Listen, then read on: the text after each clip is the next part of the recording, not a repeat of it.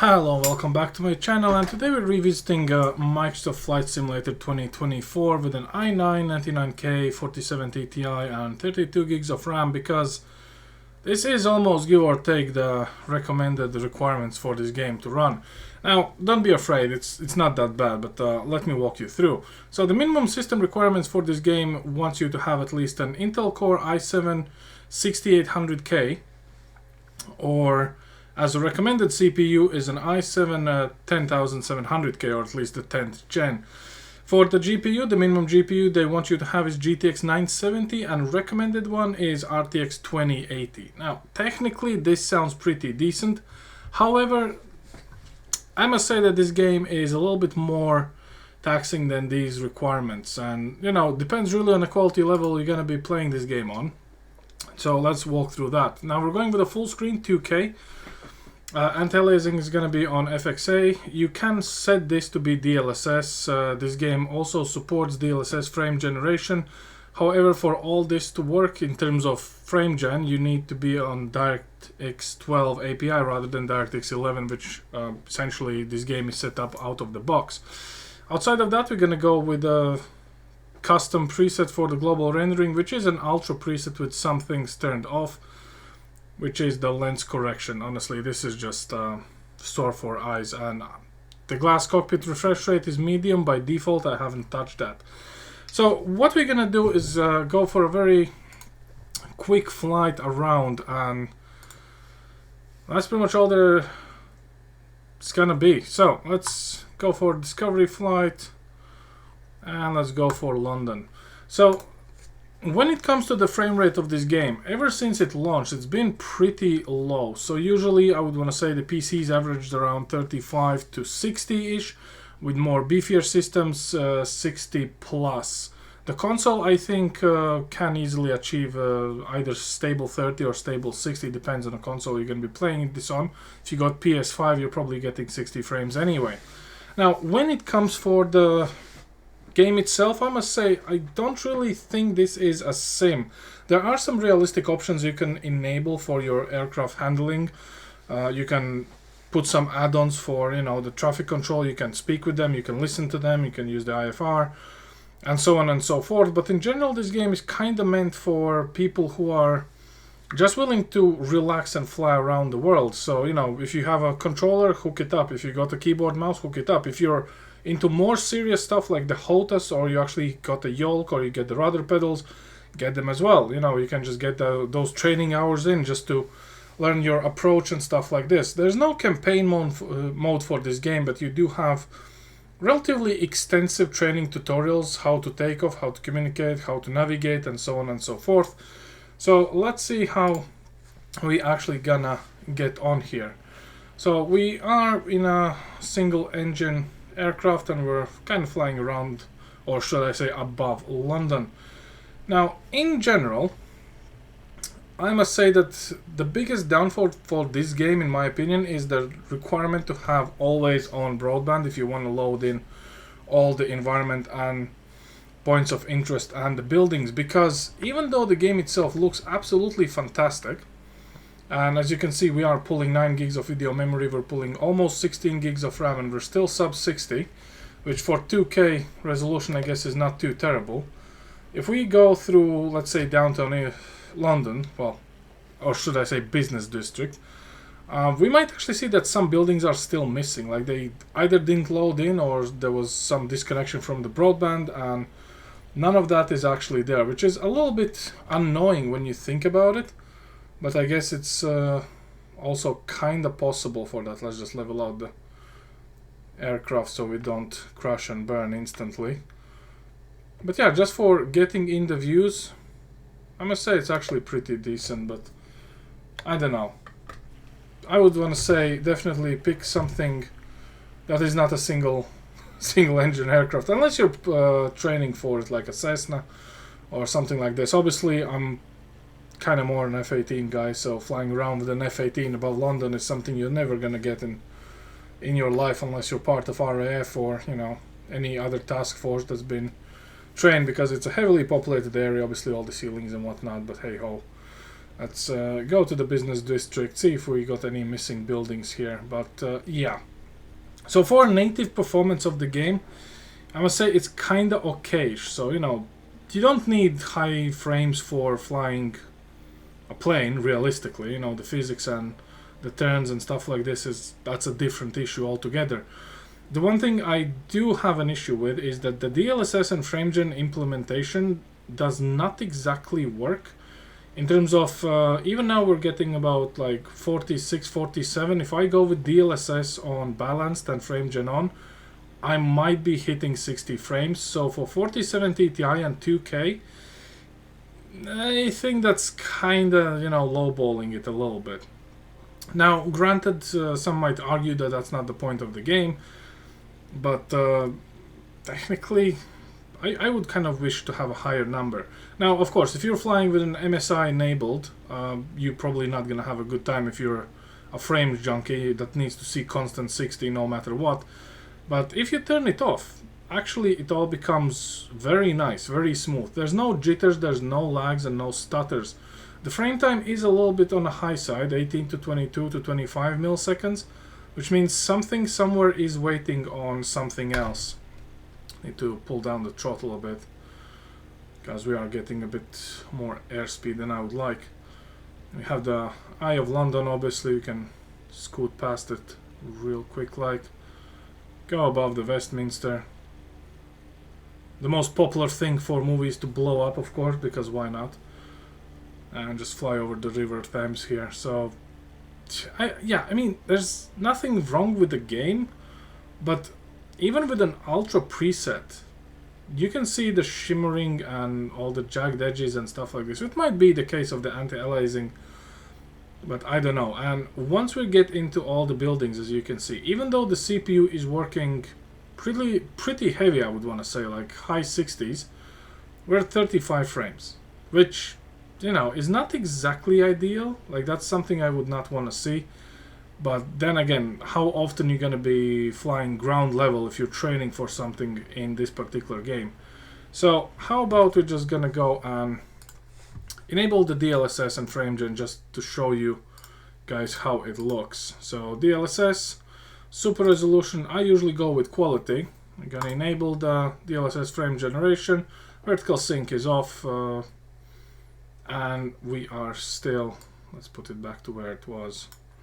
There we go, 200, let's apply, and let's continue flying. We need to go back to the ground level. So now we are above 80-ish frames, and as you can see, the overall graphical fidelity has slightly improved within the game itself. But this is not gonna last. As you can see, the GPU usage is 50%, and the CPU usage hasn't actually dropped anywhere. So, you know, I guess it's just one of those things, end of the day, which you can either enjoy and not think about this too much, or you just have to tweak something. Now, granted, ultra settings for this game is taxing. A lot of things are being done in the background that you actually shouldn't care about, like the textures on the buildings, the reflections on water surfaces, all the grass, all the trees. Even though they look a little bit odd, it's all essentially getting there. So, yeah, it is how it is. Anyway, let's just get out of this living district in complete unprofessional way and get over all these greeneries here. And yeah, the frames are going down already the moment we see some trees or something, which is not expected. Well, I would say this is expected. Actually, even with the FrameGen and DLSS on, we just drop down to 60-ish frames, which, as I said, for 2K I would want to say is a little bit odd for myself, but that just might be me, because yeah, the frame rate is not really consistent, I would want to say. And we also just got ourselves a nice branch in the cockpit, which would have actually ended the flight here and there. But yeah, I don't know. Let's get some altitude here a little bit. I think I've set my trim to go up a little bit too much than it should. Let's see what the trim. Trim is actually not too bad. Let's get it sideway. But yeah, the whole emphasis of this particular game, I would want to say, is just to enjoy the scenery. And the scenery is kind of nice, though. You know, I cannot say that the scenery is not nice. It definitely allows you to just visit places you've never been or you're about to visit.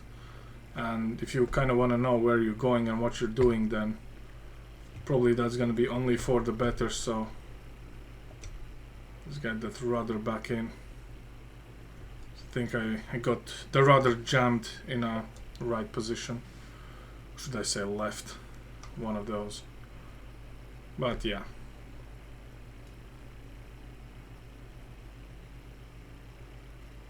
I don't know, it's kind of nice. Now, let's take something a bit faster like an F18 and go from there. But yeah, the general performance of the game, definitely use the DLSS, definitely use the frame gen. I would want to say that's something you should really kind of get on with, because otherwise you're not going to have a good time, and you want to have a good time in a relaxed game. Obviously there's quite a few additions like the Maverick pack and everything else, additional world point of interest packs you can just download. Depends on the edition. Some of these things are extra money, some of them if you're using a Game Pass for Xbox Store you will get them in the edition itself, which I'm gonna say is probably one of the best things to do anyway. But yeah, let's see how we are. Let's do a barrel roll, see if we got the landing gear. We got that down, and that's a fourth bridge, 50% throttle. Let's go for a nice easy under the bridge experience here. I think we're not gonna make it really. Yeah, we might actually go under the railway bridge if we're lucky.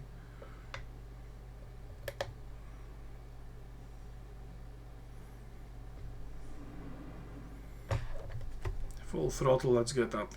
And as you can see with these shenanigans, literally nothing has changed in the graphical settings. We were dropping down as low as 35 frames because of the water reflections and stuff like this. So the point is, maxing this game out unless you have a very monstrous PC is probably not going to be your cup of tea. But I would want to say it's not only the graphical fidelity that takes away or taxes the PC or the frames. Considering this game is always online, it needs to download all the assets for everything that you're flying over, all these buildings and the POEs or points of interest.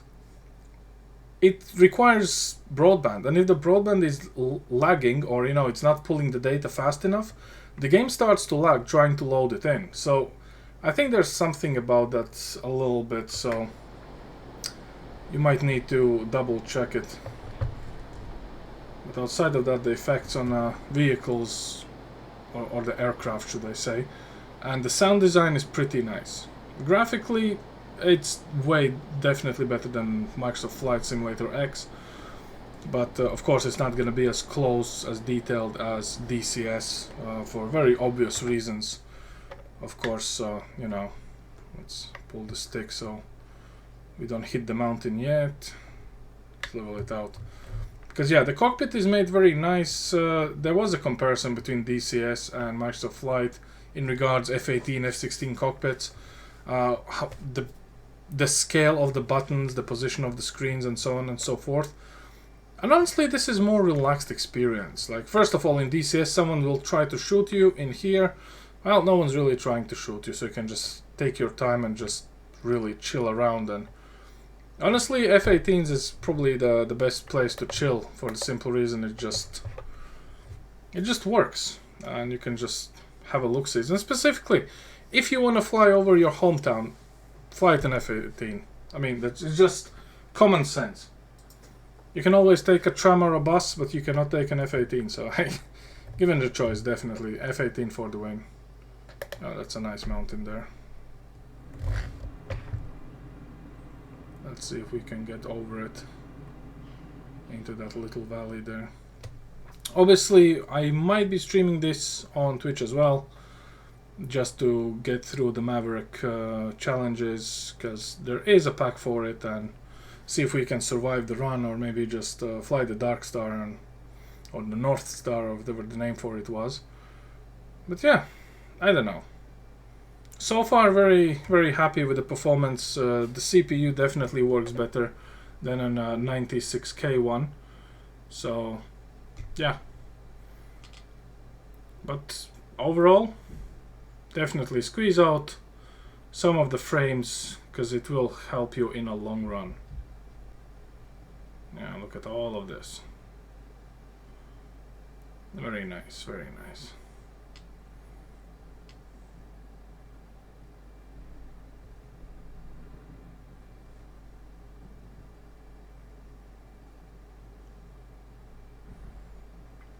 Okay, anyway, that's all I have for you guys today because low level flying is kind of my thing. And thanks for watching. I hope you did learn something interesting in regards to the settings and performance of the game, and maybe this will help you to pick if you actually need the 99K if you are sitting on 96K, because there is a difference, trust me. But yeah, anyway, that's all I have for you guys today. Thanks for watching, and I'll see you next time. Over now.